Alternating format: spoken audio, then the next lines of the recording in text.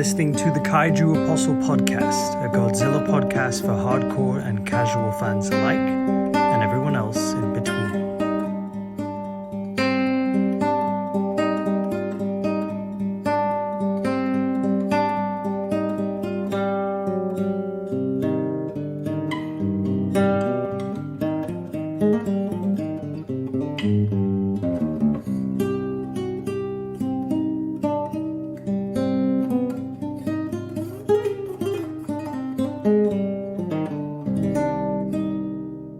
Hey everyone, thank you for listening.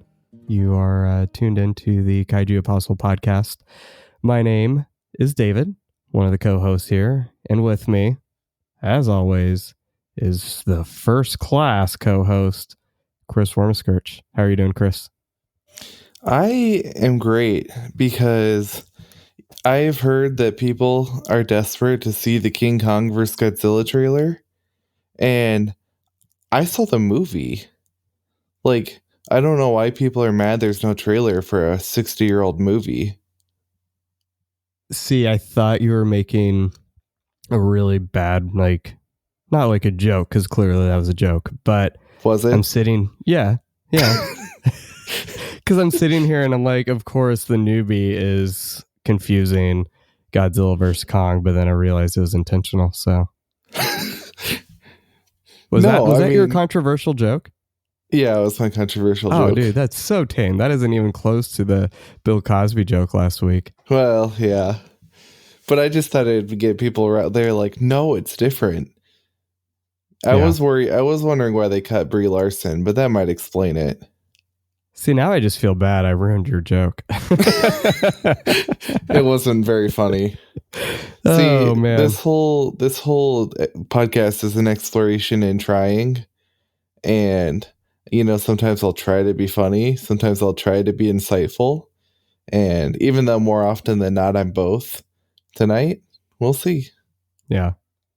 See, I'll admit I've been trying to listen to more podcasts lately because I'm like, hey, if I'm doing a podcast, I should probably be listening to others. So instead of listening to music on the way to work, I just realized I use my hands so much while I'm talking. I've decided to put on podcasts. My argument against it's always been, well, I only have so much time, right? And I hate starting something and then having to pick it back up. But then I was like, screw it, so I'll do it. So been listening to a lot of there's 4 episodes, but Monster Island Film Vault, Nathan Marchand, and then It Came From Monster Movie Podcast is always a favorite. But like today I started listening to Monsters vs. Men, and I'm listening to these podcasts and I'm like, God, that's so funny. And then as I'm going through ours and editing, I'm like, are people going to think like we're funny? Is this worth listening to? I mean, we're always our worst critics, but I'm like, I like to imagine us as those 2 Muppet critics listening to ourselves talk, just like making jokes about ourselves. Yeah. But we're not nearly as grumpy and cantankerous, so not yet. Yeah. But what's this one? The Monsters and Men? That's my favorite John Steinbeck novel. Oh, jeez. See, that's what I'm talking about. It's not funny. Yeah, the hosts of that podcast were like, all right, edit our names out now, please. Right. No, so I will say I've only listened to half of an episode so far. Because like I said, I've just really been starting like, okay, I'm going to start doing this.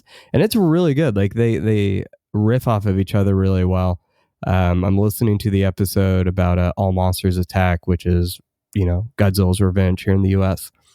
And like, it's funny because the things that they don't like about it, I feel like I like about it, but it's not that we even disagree. It's just kind of people want different things out of films, right? Sure. And I feel like that's a good segue into the article that just got published this past weekend on Godzilla-movies.com.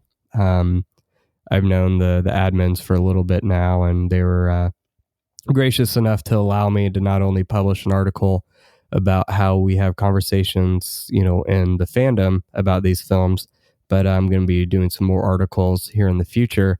But yeah, I mean, so let's take a minute before we get into the film, not necessarily talk about my article because I don't want to blow smoke up my own, my own. But Thank you know, you for you had watching your language.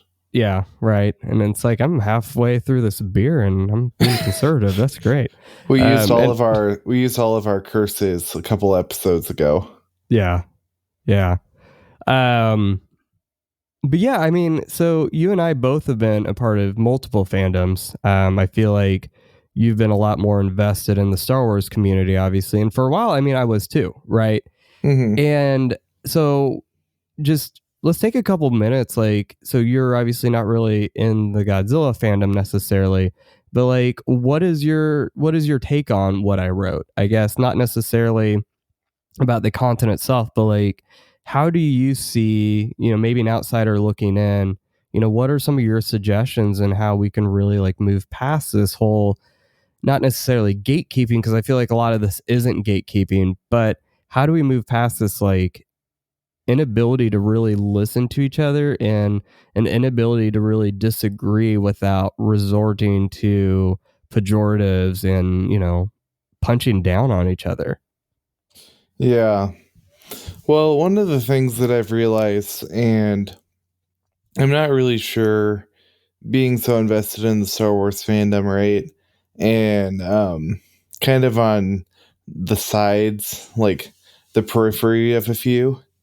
One of the things that I've Great noticed band, by the way, Periphery. Sorry, I don't know. I thought we were coming up with other band names. I think one of the things I've noticed is like the Godzilla fandom kind of like when I read like Godzilla Reddit or the Gojipedia I just discovered, I'm like, this is what people who listen to me talk about Star Wars must feel like. Because I have no idea what half of these words are. Or even a few episodes when I pronounced Godzilla's kid's name wrong. And I'm like, well, I've never heard it. And it's going to be a year or so until I do hear it. Yeah. So it's interesting. I've never felt actively pushed out, but I've kind of felt like the entry barrier is huge. Yeah. Even looking at some of the memes that we post, and by we, I of course mean you, because all of my memes are rejected in the planning stages. Yeah, there's I think after a few weeks you realize they weren't going anywhere. It's like, oh yeah, they're actually going to the recycle bin. Yeah. Which it isn't true, by the way. He's never sent me any memes, but memes, I am above memes. I'm a mature man. A properly functioning adult. Yeah. Well, it's even some of the ones that you post I'm looking at and I'm like, I don't understand this. Yeah. And I think this is all in English. It's just an interesting, so I wonder too, like with Star Wars, I've noticed like some of the ways that we speak, like with Star Wars, there's this whole like spoiler culture, right? Oh, Jesus. Yeah, but I think the Baby problem with Yoda, like, Baby Yoda, Baby Yoda. And if you the Star Wars Twitter account posted that one, so yeah, and if you're right. outside of the US, you know, there's a specific brand of seafaring men who might be able to help you with that one. Just kidding. But it's tough because there's so much Star Wars to consume at once that you already have to choose what you're not engaging with from the beginning, right? Whereas like Godzilla has a lot, but it's not a lot at once. No. And so it's just kind of like there's different entry barriers. So I think gatekeeping in decades-long franchises is going to happen unintentionally at first. And I think that I'm probably not a great one to ask because I know you and a Twitter user were talking about Mothra, and I was like, oh no, that's probably a spoiler, so I had to avoid that. Oh, yeah. So, yeah. Which, from what I caught, it looked like a great discussion. Talking about Buddhism and Eastern religions, I was like, this is my vibe. Thank you. Yeah, it was, I don't remember who, but someone involved in the Mothra film, and it may have been, I don't remember who it was, but I was talking with Nathan Marchand from Monster Island Film Vault, and he was talking about how he converted from Buddhism to Catholicism. So that being why we see an explicit imagery in that film. So I thought that was, that's the kind of stuff where I'm like, oh, I had no idea. Right. Yeah. So that was a really cool tidbit. Would have been nice to know that beforehand. Yeah, I did not mean for that to come off so passive aggressively. I'm like, no, it's cool. Not that it's anyone's responsibility to research apart from myself. But the reason I ask that is just because, I think part of it is like we care about these things so much, right? Right. And that's fine and all, but I think ultimately the thing that bothers me is like, I love Godzilla, right? And I love Star Wars and other fandoms too, and all and that. I love democracy. Cool story, bro. But like, we love these things, but at the end of the day, like as much of a part of our life as it is, right? We have to remember like these things aren't our lives. And if they are, like I'm a little concerned about that. Like, yes, we're doing a Godzilla podcast and we did a Star Wars podcast before. And like, yes, there's these things that we do, but like ultimately, like my priority in my life is my wife and my son and my job and obviously my faith. Like those things come first. Like there has to be something in our life that comes before these things. This passion that we have, like it can be integrated in that, right? But like at the end of the day, and obviously we have our Christian views on this, but like at the end of the day, all of this is going to pass away, right? This is all going to burn down, whatever. But like what I do with my life and how I love and care for people, or conversely, if I don't love and care for people, right? Like that's what's going to matter. Being a good steward of what I have. So it's just like, I think for me, like we get invested because we care, but I think a lot of times we don't realize how much we care is an issue. And you're right, people are coming into this new and fresh, like with the invention of the MonsterVerse. We're bringing a lot of new fans that weren't here before. So of course they love the designs and all this stuff, which is fine and all. But I think for me personally, it's when the adults are the ones who are gatekeepers and kind of ignorant about what these films really are, right? So like some of the interactions I had this week, and I'm like, dude, I'm looking at you like you've got to be my age, and you're spouting off stuff that I would expect from like an 11-year-old, and it's frustrating because I know if this is happening, like how he's interacting with other people too, right? So I guess really the reason I ask is because I feel like that's kind of, again, the goal with this podcast, right? Is we want to be able to dive deeper, and I want to be able to show people like coming in fresh, like there's things that we can see in this film. It's not like this is the only way to read it. I meant to watch it, right? I'm thinking biblically, the only way to read the text, right? Right. We're not saying like this is the only way to watch these films, but like really you kind of cheat yourself if you only watch it on a surface level, right? And that's the same thing with the Bible. If you just read it like a plain reading, you're cheating yourself. I mean, that's actually what our sermon was about at church this weekend, where my friend was preaching. And it's like, we're not called to be proposition holders. We're called to be people, family members of a story, right? A story that began in the garden and ends in new creation. Like it's more than just propositions and right living, like what do I take from this text? Because then you get these weird texts where I'm like, all right, how does this apply as a devotional? I don't really know what to do here. Well, I think kind of to take that point to what you were saying earlier about like having priorities outside of Godzilla and the MonsterVerse. I just want to be clear that what you're not, I'm putting words in your mouth, but I think you'd agree. What you and I are not saying is go outside, LOL. It's not that like having this type of passion for the films is wrong. Yeah. But what we want to avoid is when we kind of shore them up, we shore up our defenses, and we can't make connections with people who want to enjoy the same things we do. Like we can't hold our interpretations, we can't hold our way of viewing the film as gospel, pun intended, to the point where we're ostracizing other people who want to enjoy the same things we do. Yeah. Because I think we live in such an unprecedented time of mainstream nerdery that even me growing up, and I'm, 26. So even when I was young, I was like 6 when X-Men came out, right?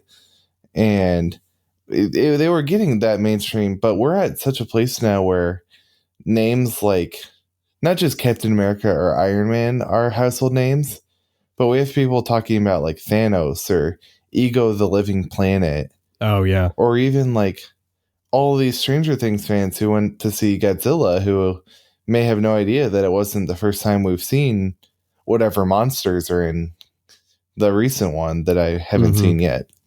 So it's just like it's not about like don't be a nerd. It's not about don't like Mm-hmm. these things, but it's just are we coming with open arms to say welcome to the monster family? Are we looking to build bridges? I wonder where I read that one from. But are we looking to build these bridges, or are we trying to keep it our way or the highway? And if that's the case, then we have to kind of reevaluate, well, why do we like these things? Do I Yeah. want to be a part of a community, or am I the only one who can enjoy these films correctly? And when that becomes the case, that's when it gets a little scary, because no, people like different things for different reasons. When we talk about not wanting to, like, not every movie is about the monster fights. There are some that are, but we just want to talk about it accurately. We Yep. don't want to paint with such a broad brush to say, no, you're wrong. They're all about humans. Well, there's probably some that don't do that well, but we just want to talk accurately and represent the films faithfully, and that way bring in as many as we can to these conversations. Exactly. And you really said it better than I could have. Because that's it. It's just there's this point where you hold on to this too tightly, right? Like you think about if you love something, like not just to let it go, but like if you hold on too tightly, it just suffocates. It can't breathe, right? You have to know Right. how to be able to like accurately deal with something. And I'm not perfect at the way I handle this, but I think for me, like if people want to enjoy movies for the monster fights and stuff, that's awesome, because ultimately there's a part of me that loves that too, right? I wouldn't watch these films if I didn't like that. But the Right. thing is, it's like whether you like that or not, my whole thing is like, let's just at least, like you said, let's talk about these accurately. Let's just at least be honest about what these are. Now, if you don't like that side of the things, that's absolutely fine. You are absolutely entitled to feel that way. Like you have the ability to feel that way. But to sit here and say that it's X or Y when it's categorically and historically proven not to be the case, that's kind of where I actually feel like you get into gatekeeping, because then you're like, well, no, it's not like this. And if you feel this way, I'm like, no, I mean, again, like if you want the action and stuff, that's fine. Like, I mean, that's what I enjoyed as a kid. And there's still times I enjoy that now. But at the end of the day, yeah, let's admit what it is one way or another. And from there, do what you want to do with it. Yeah. But it's just having that conversation. And that's the tough thing is, more than Star Wars and the Godzilla fandom, you have people that are 10, 11 years old here online. And then, grown adults are harassing them. And I'm like, okay, it's tough because you don't always know who you're talking to. Right. So that's part of it. But yeah. So before we get into the film, because we've gotten a little bit on this, I do want to say, like, you pointed out a few podcasts and a website, and, as murder podcasts get more popular, we want to talk about all of our favorite kaiju murder podcasts, if you have any of those. But more seriously, do you want to give a little more context on some of those websites and podcasts you brought up before? Yeah. So Monster Island Film Vault, his name is Nathan Marchand. I actually do not have his previous podcast, unfortunately. I'm pulling that up right now. But he has become a quick friend of mine. And I like his approach. He takes I'm trying to think of the right word. It's almost like, and not like in a weird cringy way, but it's kind of like a role play. Like he's got a bit that he commits to about living on Monster Island. And I mean, even his guests, there's comments like, oh, he had to get flown in and stuff like that. And I love that. Like the way he commits to the act is absolutely incredible. And he's just a very charismatic host to begin with. And he likes the anime trilogy too. So I appreciate him for that. But we've got some really cool stuff that we're working on behind the scenes. I'm excited to share that with y'all. But yeah, so like past few episodes that he did, his last episode was Son of Kong. So he's done a lot of the Godzilla films on another podcast, and that's what I'm trying to remember right now, and I can't find it in time. But he's gone through all of the Kong films so far, and a lot of the history, the research that he does, he discusses philosophy a lot. It's really good. And then, we've got Monsters vs. Men. That's been a new one for me. They're pretty new as well. I think they actually just joined Twitter in July. They've only got a couple episodes going now, but they seem like really nice guys. I don't really know them too much. They discuss themselves the American Ninja Warrior of Godzilla podcast. I'm like, that's actually kind of a cool little description there. But yeah, there's a lot of good stuff happening right now in that regard. Like it came from a monster film. Henry is just one of the best people I've met online, and his episodes are fun because they do this whole, like, they'll talk about the film and then they'll watch it together and then go over it after that, and they rate the film off different categories. So I mean that, and they get some of the craziest stuff on there, like what was, I think one of the most recent films I haven't listened to yet was Tsunami, I think is what it was called. And apparently it's just a horrible movie. But they do a lot of like B and C and Z films on there. Wow. So yeah. Is this Tsunami cool. Like the prequel to Harambe, or? What is with you and all the hurrah? Like, you continually will not let him rest in his grave. Wasn't he the co-star in tonight's film? Yeah, pretty much. But so, little aside though, before we do actually get into the film, every time I ask Chris how he's doing, that's actually legitimate, because because we're doing this remotely, so like I actually do care about how he's doing. That's me actually asking. So it's not just a bit, like it's a genuine question, guys. I really do care. Okay. And we'll be happy to ask how you're doing too. Yeah. Hit us up. We want to hear. Do it. Okay. So we have talked about a few films so far, obviously. And this one holds a special place in my heart because I went from loving it as a kid to hating it as an adult and then falling in love with it again. So we are talking about the infamous King Kong vs. Godzilla.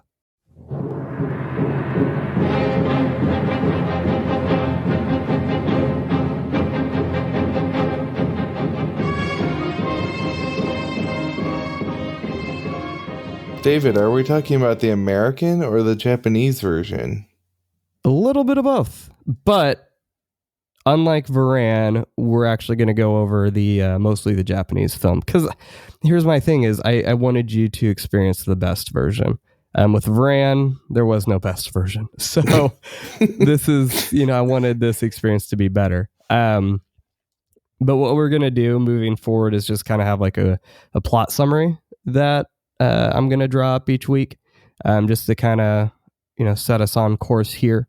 So when a pharmaceutical company is upset with the TV shows they're sponsoring, it's up to 2 employees to bring back a fabled monster to boost ratings at whatever cost, aka a crap ton of tobacco. Of course, things don't go quite according to plan, including Godzilla's reappearance after 7 years.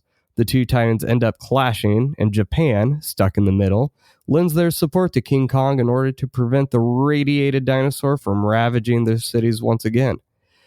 Director is once again Ishiro Honda, producers Tomoyuki Tanaka, writer Shinichi Sekizawa, and then starring we have Tadao Takashima as Osamu Sakurai, which, fun fact, he is actually a jazz musician in real life, so it was cool to see that.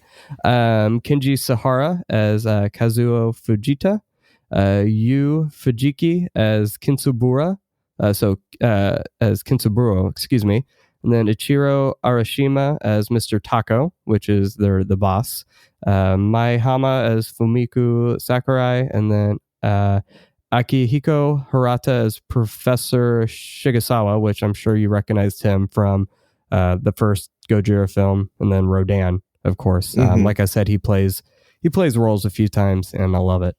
But music, Akira Ifukube is back, and I definitely would say this is one of his better scores in this era. I love it. But Chris, do you want me to go over the history of the film, or do you want to talk about your thoughts first? Let's go over the history a little bit, because we're back on the official like Godzilla track now, and we're 6 episodes in. Yeah, we're 6 episodes in. And only half of them have actually been about Godzilla. Yeah. Which is kind of funny. Yeah, let's do the history, because we talked about committing to a bit earlier about living on Monster Island. Our bit is that I'm actually clueless, and so I don't need to commit. This is the life I live. I told myself earlier, I'm like, I'm not going to ask him again. I don't know if you were aware of this, because I'm like, of course you're not. We know this. Yeah. Okay. So whenever you say, I'm like, well, no, I sure actually don't. I know. I realize that. I'm like, I'm such a dick. So are you familiar with the name Willis O'Brien? No. Okay, because that you could have legitimately been familiar with this one. So he is the special effects pioneer behind films like Lost World, King Kong, Mighty Joe Young, right?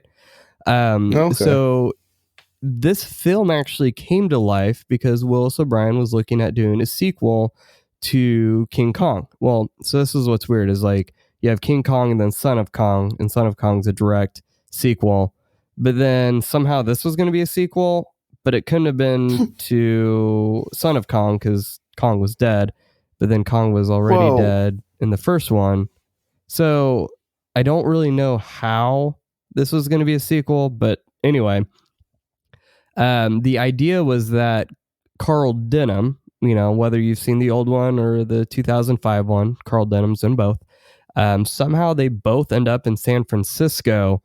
And King Kong ends up fighting Dr. Frankenstein's grandson's monster, right? So I think they end up calling him the Ginkgo, I think was his name.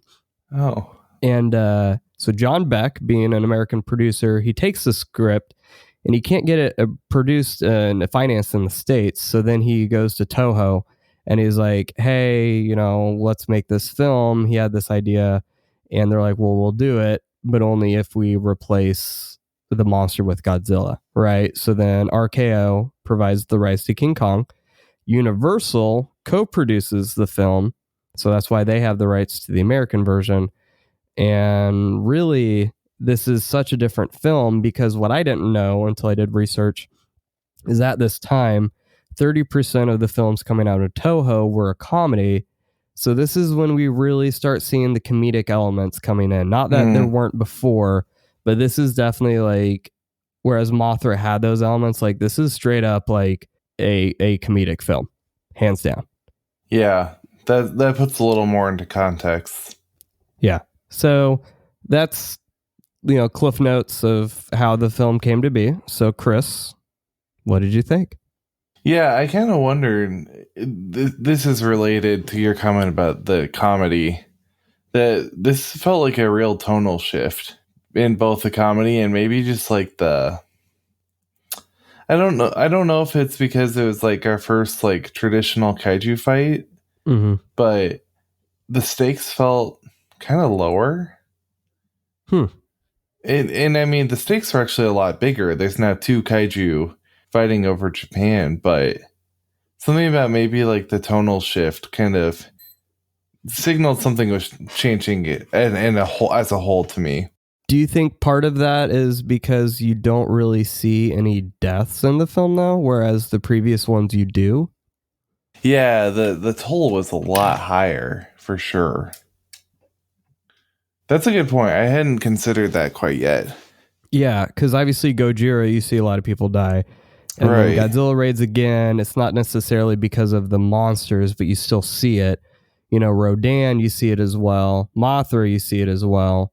Mm-hmm. But this film kind of steps back a little bit, where like you see the destruction, but you don't necessarily see anyone die. Yeah, there's a little like mild kidnapping towards the end, but I don't know much. Yeah, that's a really good point. I hadn't really considered the death toll, which, considering that we end each episode with pouring one out for someone who died, should have considered that a little bit more closely. I still have one. I'm not spoiling no, it. I'll save mine too. But yeah, I'm curious. One of the first things that, and I made this comment, I believe, last episode with Mothra, that we're now seeing a different relationship between the humans and the kaiju, in terms of when they were asking for Mothra to save them in the last movie.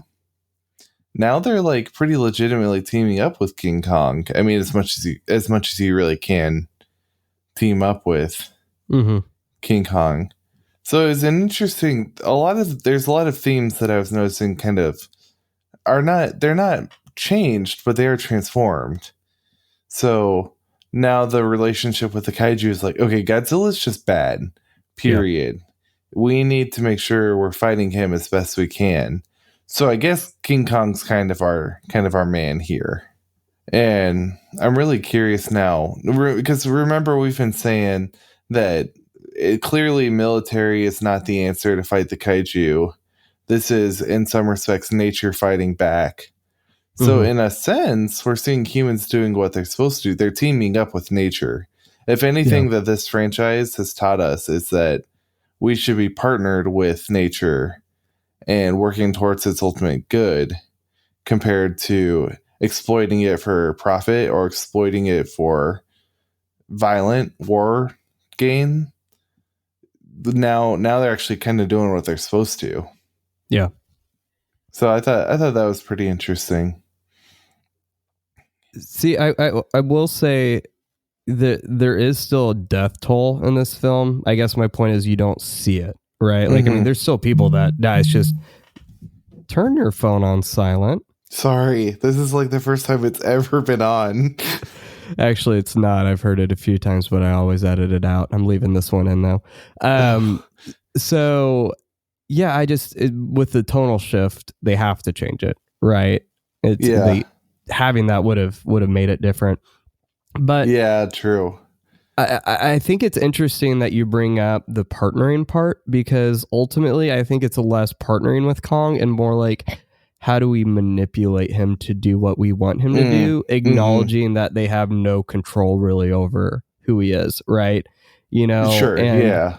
And what's really interesting too about the military element is, again, I mean, the military, I don't remember who said it, but I loved it, where it's like a Godzilla film is just the military spending like 45 minutes coming up with a plan, and Godzilla disrupts it in like 5 seconds. You know, like everything they do just falls flat. And it's funny, like the most ingenuitive people are, you know, you have Kenji Sahara playing, you know, Kazuo. Like he has this like super tensile string that he uses, and like that's what saves the day, right? And it's the two employees who are like, oh wait, let's play the music from Faroe Island to put Kong to sleep, and hey, let's use the berry juice and shoot out his missiles. Like, it's nothing the military is doing. The military is partnering with them, but the military is effective when they're not using their weapons to attack and to hurt, right? So that's kind of an interesting commentary on that too, is just, again, I feel like I've talked to several people about this. So like, oh yeah, like I never thought about Ishiro Honda being a pacifist. And like, once you see that, it changes all of these films. Like there's still a few where it's a little bit more explicit, like maybe not as pacifistic, but like overall, I mean, there's no getting around it. Once you see it, it's just like, there's no turning back. Yeah. Yeah. Cause even in this one, there's still some pretty explicit imagery of the military failing. But Yeah, and it's funny that you bring up the berries because we've seen a lot of like, I'm trying to think of a good word for it. Like all of these islanders working with these berries that are super potent and super like special.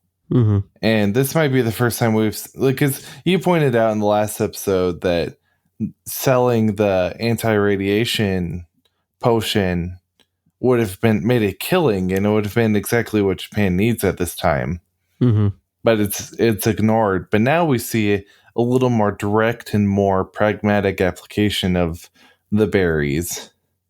But they're still ignored again. Like the guy, I don't remember his name, but he's like, "Hey, I found these berries," and like they recognize the potency, but they're like, "No, we need bigger. Let's get this monster." Right? And I'm like, but if that's not the point, I don't know what is, right? That it's like, okay, so let's try like going systematically. I think this would be interesting, like going from beginning to end of the film. Mm-hmm. So I know you said you haven't watched the American version. I don't know if you ended up watching it last minute or not, but like that's where this whole shift changes, where the film you watch is obviously how it's supposed to be seen, right? Mm-hmm. But in the American version, they add all these weird edits of like some space station and, excuse me, beer burp, and going from like this weird like UN broadcast. So like it changes the whole tone. It gets really annoying and confusing.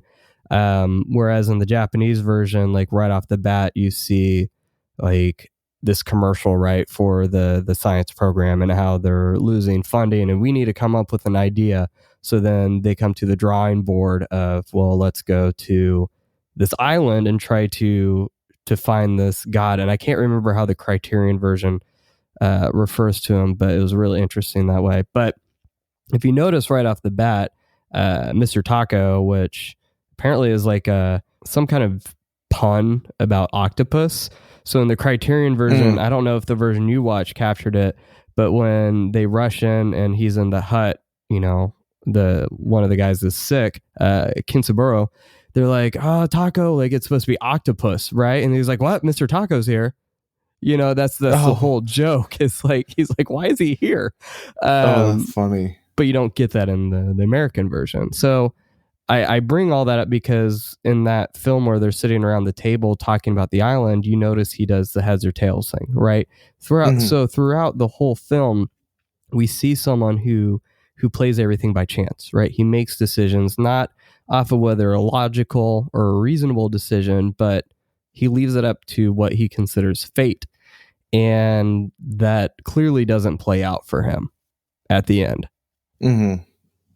Because now he's responsible for all of the destruction that Kong brings, but we're kind of jumping ahead of ourselves there. So, yeah, so like the way that the film sets up the humans, like how did you feel about that, right? Because it does take a minute to get to any actual action in the film.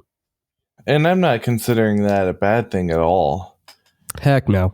It is interesting because one of the first things that I've been thinking about with the movie is that it moves a little less from a commentary on nuclear armament and warfare, and we're definitely seeing a few more like, I don't know if you would consider funding necessarily like a pure capitalist commentary, but now instead of military, like direct military involvement, the films are starting to critique exploiting nature for money, whether for scientific purposes or entertainment purposes.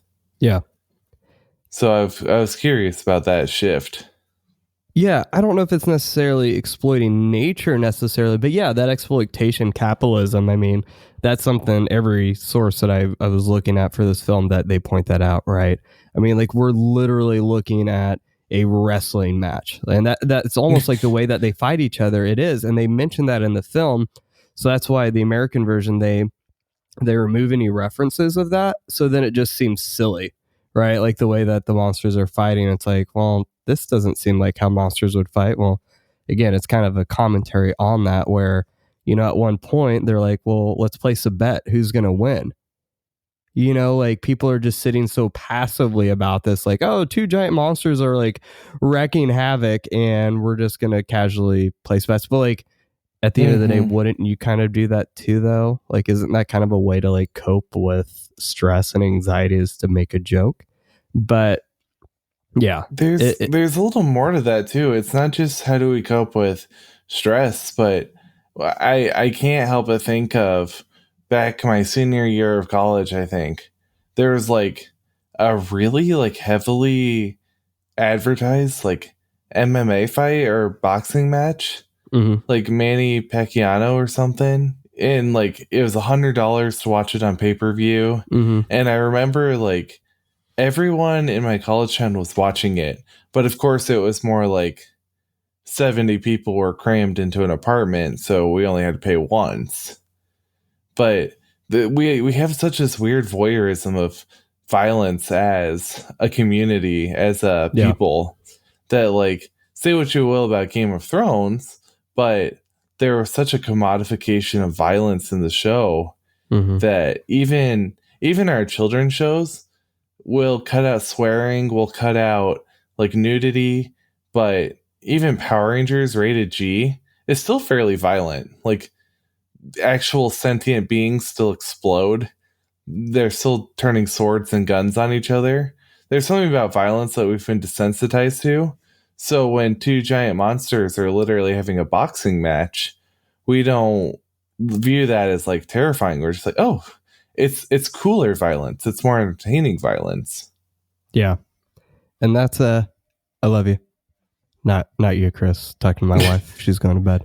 I mean, I do love you, but yeah, that's part of the reason why like I'm still hesitant sometimes to like let Jasper watch some of these films, right? Because I mean, as we get further on, you start seeing guns and, you know, a little bit more violence, and yeah, there is a certain point where we do accept it. Whereas if that was happening on the streets, obviously we wouldn't, right? So I don't know. There's even been an episode or two of Ultraman that I've sat with them and I'm like, ooh, that was a little bit more graphic than I was expecting.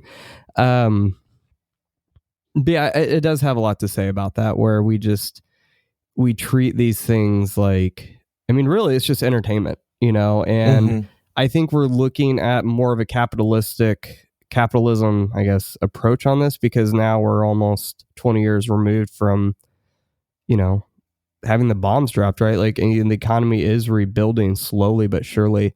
So obviously that's probably going to be a little bit more of an emphasis on that. It's a little bit less prevalent than, you know, necessarily the nukes like being right in your peripherals. But I do find it interesting that in the Japanese version, you know, they're like, well, are we going to use a nuke to stop Godzilla? And it's very clearly like, no, we're not, right? Because of course, like we know what this is capable of. We're not going to do it. Whereas I think in the American version, they kind of make a passing reference of like being a little bit more understandable why they would do that, which of course it's like, America doesn't know how it feels to really have that, right? So of course we're going to be more likely to go to that as a decision.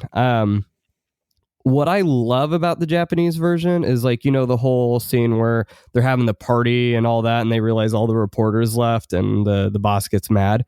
Like that whole scene is like cut from the American version. Like there's so many scenes in this film that are cut in the American version that's why the American version is so frustrating to me, because it really doesn't make sense. Like it's just an action film to a certain degree, whereas this one, like, it actually does have a story. It has a story of a failing company that they're trying to do whatever they can to make money. So they go on this, they throw a Hail Mary, right? Like, we're just going to go find this giant deity, supposed, and we don't even know how we're going to get him back. Like, you know, let's not even like consider the ramifications of removing what is worshipped as a god from an established community, what that's going to do. But let's just bring him back to make money, and God forbid anything happens. Like there's a lot to say about that, and you miss that in the American version. So yeah, it's such a different film. Whereas I mean, this one, it's just there's more weight to me, I think. So so obviously we have this part of, getting to the island, right? And you start seeing this subplot of Kinji Sahara's character. He's the one that developed the tensile string. So you see that element of, that romance there, right? He goes on the ship and then he ends up leaving before the ship goes down, which in the American version, they don't make any reference to that. You don't even really know he's on a ship. So you have this scene of like the lady drop. I don't remember. I think it's, I don't remember what her name is. I should have got all that down. When she drops the plate though, right? Because she's like, oh, a ghost. But like, there's no real reference of why that would be such a big deal because he just kind of disappears. But in the Japanese version, it's because he's on a ship and they don't know that he got off the ship and the ship sinks. And then he shows up back home again. They're like, oh my gosh, like you're okay. Like you miss all of that. So yeah, we get on the ship, right? You see the submarine and the horrible American acting of, oh, we've hit an iceberg. And the scene where I convinced Jasper that an iceberg was peeing months ago. No. So then we watch it again. He's like, oh, the iceberg's peeing. I'm like, no, oh, wait, I did tell you that. Wait, that was my fault. Sorry, bud. I was like, oh, you were paying attention. So we get to the island. This is the part I really wanted to talk to you about. So you get to the island and you get Japanese blackface. Yeah. And giving cigarettes to minors. Uh-huh. I've been waiting to talk to you about this one. We've talked so frequently before about the representation of these islanders that it's like, whoa, it could get worse now, you're telling me? Yeah, I wasn't going to spoil that one for you. Yeah, well, I don't know if I'm appreciative or what. Yeah, I mean, it's an experience for sure. And that's the thing. American or Japanese version, it's in both. Oh. Well, now I'm kind of curious because with the advent of Disney Plus, they too have shown some of their less than kosher, less than PC cartoons from the past, like Song of the South. But then they put up these big old warning labels like these represent outdated ideas of different people. And I'm kind of like, there's such an interesting question of, well, should you have is it censoring to remove them? Is it that you're still trying to profit off these despite the fact that you're admitting they're extremely racist? So I'm curious, does the Criterion Collection, since you are more familiar with that, since it's the most recent release, does it reference that at all? Does it deal with it, or is it just a fact of the movie? I mean, it's just a fact of the movie. And like, I call it blackface because obviously it's not blackface in the sense of like a white person putting on makeup to be black, right? It's definitely a little bit closer, I feel like. So like, that's why, I mean, it is problematic, but I'm just like, I mean, should they have just hired people from that ethnicity? But then you're like, we talked about last time, you're creating a people, right? So, I mean, I don't know if there's really what the right way looks like, but no, they don't say anything. Okay. Yeah, I guess I just like, I don't know how much we can rely on saying this is fairly problematic. Like, please, when you watch this, don't celebrate this. Because we've very clearly learned, even up until the day of our recording, that we are far more okay with problematic representation than we think we are. Yeah. We like to think that we're totally against it. So I don't know. It's a real tough question of censoring. Like, to what extent do you say, oh, it's a product of its time, which is kind of a pretty bad excuse in some respects. Yeah. So I don't know. It's an interesting conversation worth having. And I think this is one that might be beyond the scope of one movie. Mm-hmm. which maybe a few movies down the line we can revisit this conversation in a little bit more prolonged way, especially if there's a movie with less content. Yeah, then one of the next films we'll watch will kind of return to that, The Islanders, but like Okay. it's not, I would say it's probably the best approach to it in my opinion. But I don't know, like I think when you say something's a product of its time, you're not necessarily justifying it, but you're looking at the context of, I mean, legitimately, like racism is always, well, it hasn't always, but it's been a thing for a while, right? But I think it's something where you acknowledge that like people have progressively realized how integrated these mindsets are in our society, right? And I mean, this film really came out before even the heyday of the civil rights movement, like so I think there's something to be said about not necessarily being correct. Well, yeah, I guess the heyday is like it kind of culminated in the late 60s. So it's not that it's correct, but like me as a person who grew up in a religion that justified racism pretty heavily, I can be sympathetic to like why people would think this is normal. I don't agree with it. I don't support it. I don't want to perpetuate it, but I can look at a film and be like, okay, if the film entirely was racist, I wouldn't even want to watch it, right? But it's the scene here that deals with a lot of cultural baggage that I'm not just going to cancel Toho and Godzilla over this thing when, I mean, the church at large, right? Even evangelicals were struggling with this. So like, again, doesn't mean it's right, but I can be compassionate and realizing that like everyone has made progress in this capacity, So, but yeah, it's a tough conversation to have for sure. So once we're on the island though, I feel like this is where we start seeing a lot of where this movie shines, right? You start seeing the interactions with the Islanders where, it's like they legitimately buy Kong with a bunch of tobacco. Like in the American version, again, you don't see that. You're just like, wait, what? He's on the boat. But in the Japanese version, this is the indication of like, hey, like you give them as much tobacco as they need. Like this is what it's going to take to get Kong. How did you feel about the fight with the octopus though? I first want to point out that I couldn't help but think of The Watchmen and what we missed from the movie. What? I never did watch that. Oh, well, in the comic, it ends with Ozymandias like putting a giant squid in the middle of New York, but the movie does not feature that. Why not? Yeah, I don't, I'm not really sure. Maybe it didn't fit the tone of the movie in a way that Dr. Manhattan's naked CG penis did. But once you see it, you'll understand that reference. Do I want to see it though? No. Okay.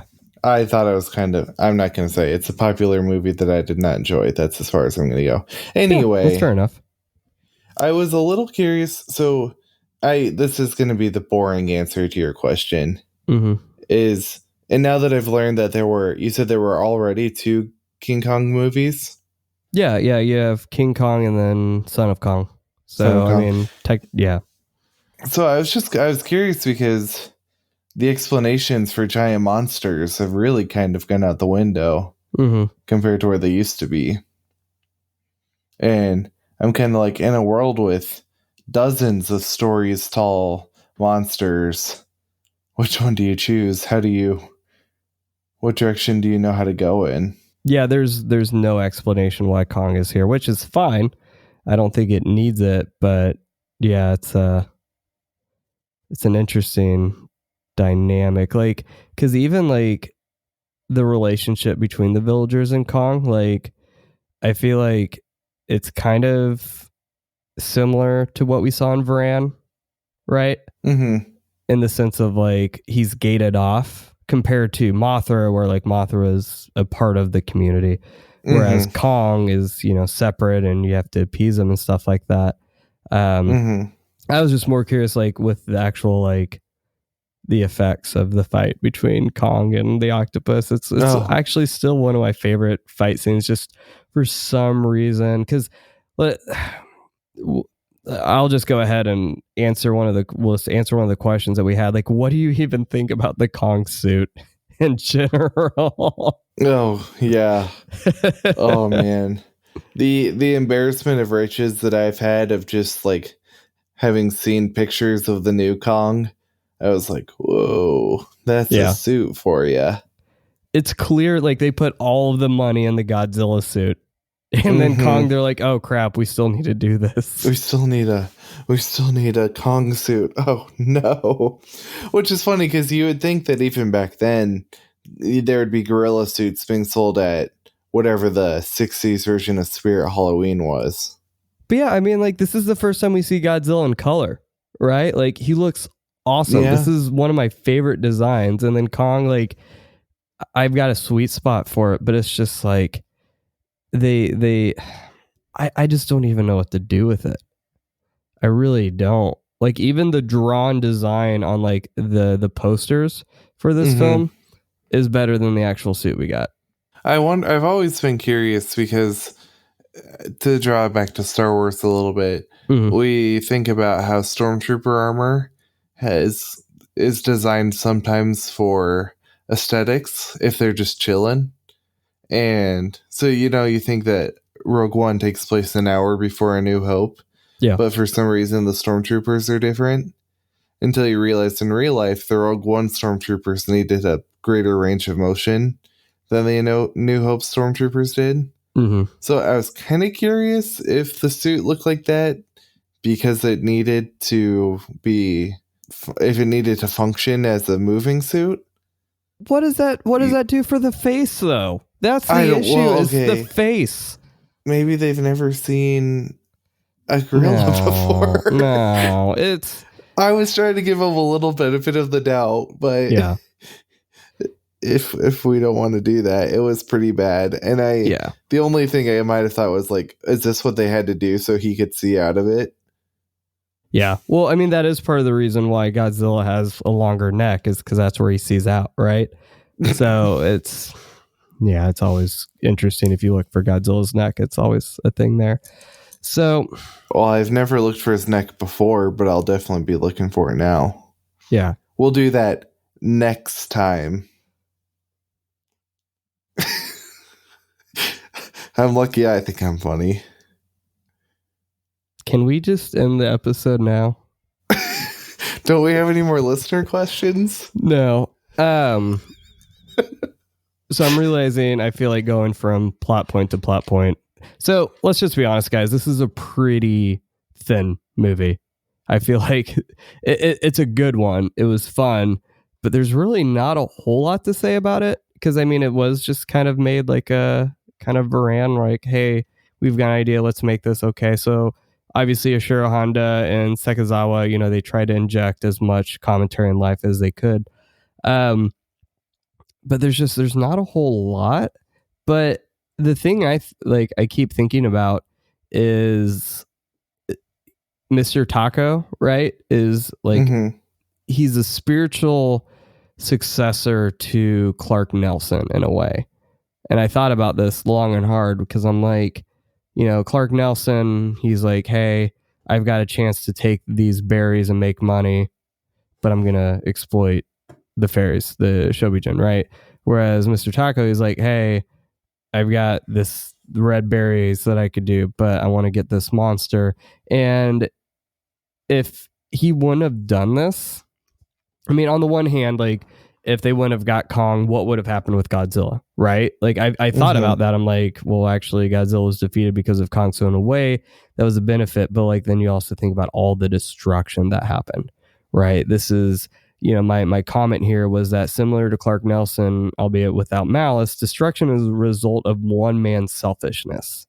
And it makes me think of like, what is that saying about, just in general, like these decisions that we make in life, for our own gain and pursuit, like what that can do for someone's life. And I've even thought about that in car sales where, a manager was talking about it today, how, back in the day before there was really the internet was as prevalent, car salespeople could make 20 to 30 grand a month easy because you would take advantage of customers because they didn't know if they were buying the car at a good price. It would be really $12,000. You'd tell them, $20,000. And okay, well, if the bank approves it, the bank approves it, right?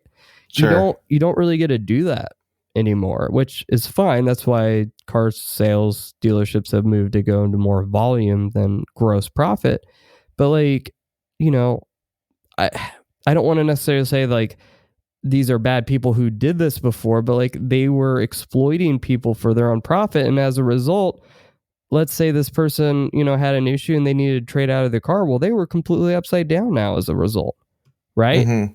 So that's really, I look at this, I'm like, we're seeing these characters in these films that don't care about what happens. I would say he's probably a little bit more sympathetic. He does care a little bit, but it's clear he didn't really think out the implications of bringing a monster into the mainland. And maybe he didn't know what he was getting into, but that doesn't absolve him from his responsibility.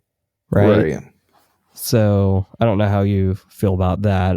Again, he's definitely not evil like Clark Nelson was, but it was, I feel like with this film, they took a lot of what Mothra, that's kind of what Sekizawa does, is he's like, well, this worked here, so I'm going to try this again, but spruce it up a little bit. So it's not like a rehash necessarily, but he realized hey, it works. Let's try it again until he refines it, which I feel like with Mothra vs. Godzilla, it's the perfect film, but that's besides the point.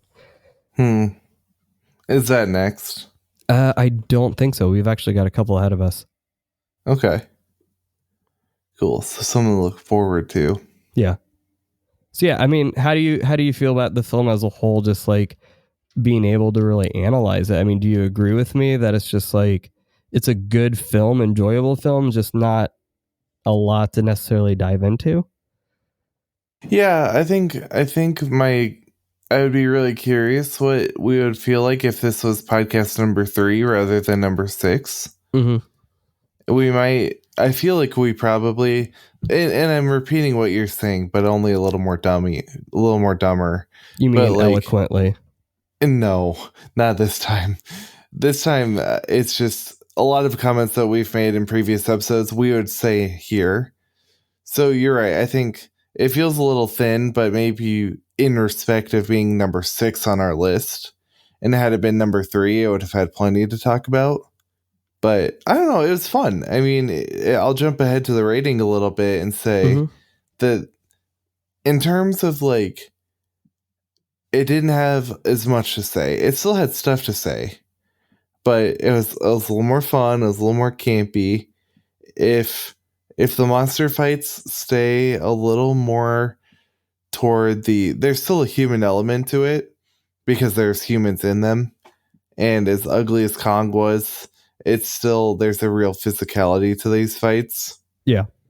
I think if the kaiju fights keep a little bit more like this, a little more physical, kind of a knockout thing. I mean, we can talk about the super powered explosion at the end, but there was still a physicality I really appreciated. So if this is kind of the future of the franchise, which, having no idea what it is, and I say this a lot, we're 6 movies in and I'm still talking about the future of the franchise rather than we're admitting we're in it. This is the franchise. Mm-hmm.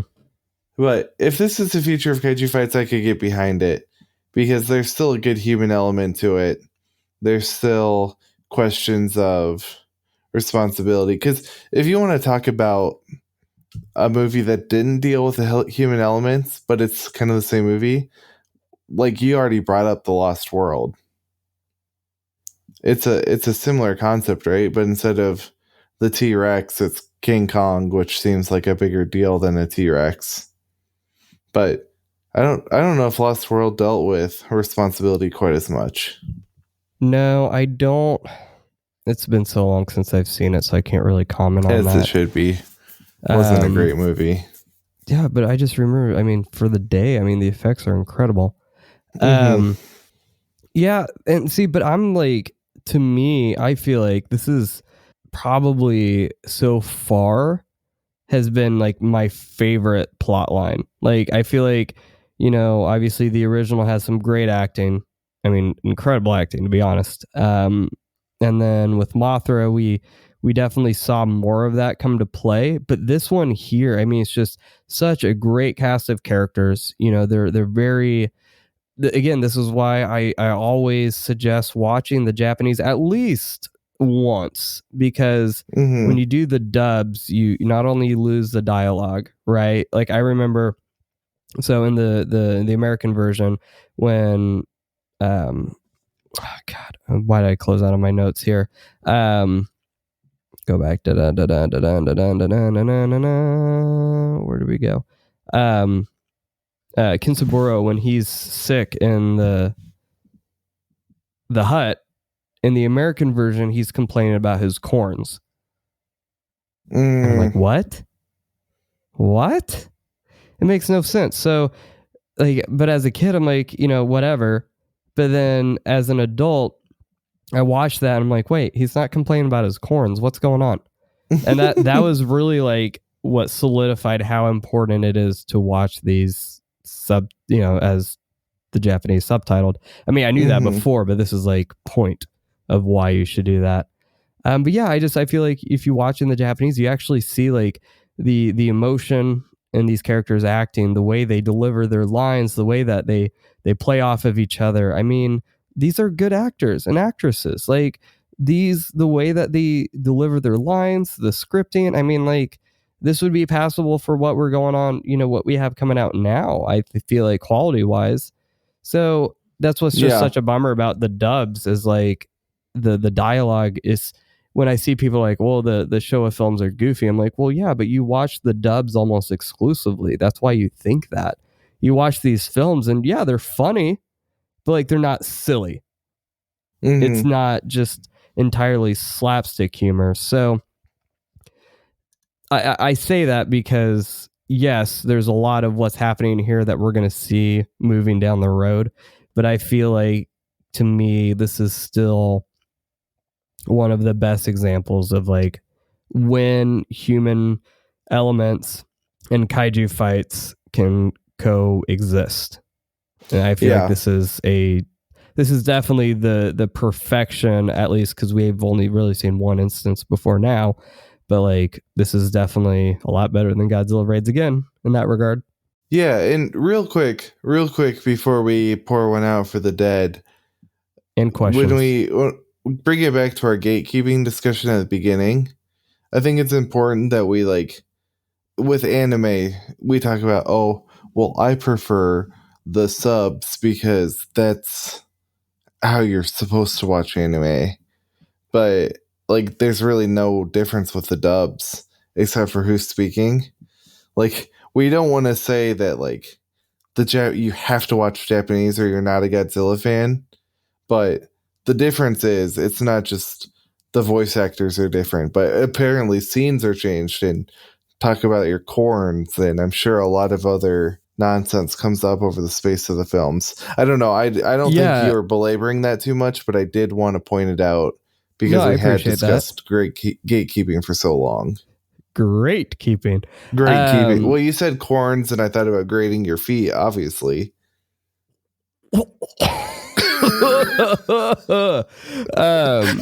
Yeah, but I mean, you're right, though. It's definitely not like, I think for me, it's more of a, if this is how it was intended to be watched, like, I think that should be important, right? Going back into biblical theology, I mean, not necessarily like, well, the epistles are written in Greek, therefore you should read it in Greek.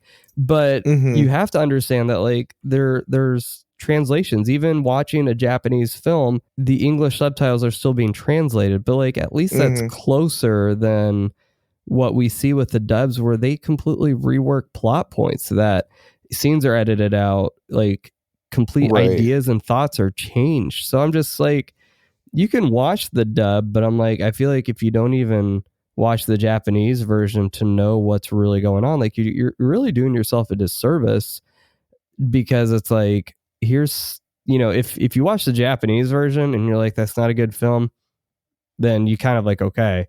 But if you watch the at least dub, you've seen what it's supposed to be. yeah, and then you watch the dub, which is a translation of the sub, which is still a translation of the original, like, hopefully you start seeing how many degrees you're removed, right? Yeah. So that's why I just get suspicious when I see people like, oh, well, this movie is not good. And I'm like, okay, well, which one do you watch? And they say the dubbed. I'm like, okay, you've never watched the original film. Like, you're like, oh, I get it. Yeah. Yeah. So to say like Godzilla, the original Godzilla isn't good, but you've only watched the American, like the recut. I'm like, well, watch the original. And then you watch the original and you sit there and like, wow, this is a very sobering film. Mm-hmm. Like completely different than how the American version is. So, but I do appreciate the clarification. Yeah. And I guess to your point, when we think about language theory, there's that quote that I always appreciated by Gadamer, who said that all translation is being unfaithful at some point. Yeah. Which in itself was translated from French. So there you go. But yeah, like with Death Note, I know there's a whole point about Light Yagami's name is a pun because the kanji is actually like the kanji for moon, but his name is pronounced Light. So there, I mean, even in anime, I was a little harsh in saying, well, you're just being persnickety. No, there is definitely stuff lost. But anyway, let's move to pouring one out. And I think we got to do questions first. Oh, I thought you said we didn't have any more. No, or you just wanted to end the episode. I was joking. No, right, we've got a couple. So I got some from Reddit this time, which it sounds like Chris is a private lurker, which is interesting. I'm a Redditor. Yeah, I just didn't know you were figure out which one I am. Subreddit. Find me on the Pretty Little Liars Reddit. Oh, jeez. So we'll do the Reddit questions first because we already did one. The King Kong suit design, by the way, was from Godzilla Fan 62. But I have XXX _ Berg 3R _ King _ XXX. So he has two questions if that for us. Is his real name. I saw his birth certificate. It is. So his first question, which really won't apply to you, is do you think the idea from the American cut that Godzilla's brain is the size of a grape is canon? And I say, in the famous words of Pablo Hidalgo, I think I'm paraphrasing, none of this is canon. So, no. I saw that GIF today and I was just dying. You know, the one where he's just sitting in the chair and he's sitting in the sleigh. The sleigh, yeah. It's so good. Yeah. But the more important question is, do you think the franchise would have continued if King Kong vs. Godzilla had bombed? And I do. I think it would have set him back for sure. I think you would have seen budgets get slashed down because this is actually at this time, I think the highest budget for a film like this, and they made buku bucks. But ultimately, yeah, I think it would have kept going on. I don't think we would have seen things progress the same way we did. I think we may have seen a return to like individual monsters, maybe not going back to Godzilla over and over again. But I think since this did so well, it cemented the fact that Godzilla really does sell. Because, yeah, you're right. I mean, we're going from 1954 to 1962. And this is only the third film Godzilla's been in, but we've already had countless other films. That's interesting. I'll defer to your answer on that one because I don't have enough of the historical context. Yeah. Or the present context. So the Black Swordsman 97 had two questions as well. So he said, would you be fine if the American cut of King Kong vs. Godzilla was never made and the film was released uncut like it should have been? And to that, I say, heck yes. Absolutely. I have actually been tempted to throw away my American version now that I've got a bootleg and official legal version of the Japanese film. So I really can't stress how much I dislike it now. I would be curious, though, to hear, you said Black Swordsman. Mm-hmm. If we could hear from Mr. Swordsman what the reasoning behind the question was, because It feels like there might be something else underneath that. Yeah. But yeah, I mean, I say that obviously having the American version helped out a lot. I just wish we would have seen the Japanese version come out legally in the United States before 2019. That would have been nice, Toho, but just keep playing the way that you do. And then his second question was, what was your first Godzilla movie? So I'm pretty sure mine was, Godzilla King of the Monsters, so 1955. And then yours was the 98 one, right? No, it was actually the 2014 one first. Really? And then the 98 one. Really? Okay. I was like, oh, this was pretty good. Let me check out the last one with Inspector Gadget. And I was like, okay, they must not be very good. Oh, sweet summer child. Yeah, it was funny though. When you sent over your bio for the website, you called it the 97 version, so I lovingly corrected that for you. Oh, I just was like, I know it was out in the 90s. Yeah. And then last question from spookfusion_Shinji01 is favorite part of the King Goji suit. So again, it's funny. We've had, same question kind of for both. For me, I like that he's a little bit more reptilian, less dinosaur-y, right? Mm-hmm. But again, he's just in color. I'm like, this is awesome. Like, it must have been a big deal to see that. So I think now, in hindsight, I just love, this is probably the first film where I've realized how big his neck is for the eye hole. So that's going to be mine thing, is the neck. Yeah. It's kind of like a very popular Spider-Man actor. Once someone pointed out his neck, it was tough to not see. Who's that? Andrew Garfield. I was trying not to say any names. Okay, hold on. I'm Googling. Just check out his neck when you get a chance. Not Garfield. Garfield. Spider-Man. The president of Russia. Neck. Oh my God. That neck. He looks like he should be in Fantastic Four there. Ooh, Our new it's between him and Jim Halpert, who's being Mr. Fantastic, but yeah, one will save the effects budget. I didn't like Fantastic Four enough. I was like, I think his name's Mr. Fantastic, but I don't know. I'm not 100% sure. I am avoiding the Neon Genesis Evangelion quote of "Get in the costume, Shinji," but yeah. So that's like my 7th unfunny joke this podcast. That's all right, man. We're gonna lean into it.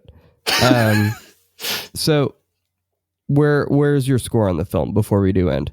I'm gonna say, oh crap, my son's actually crying. We're gonna have to press pause. I'll be right back. Okay.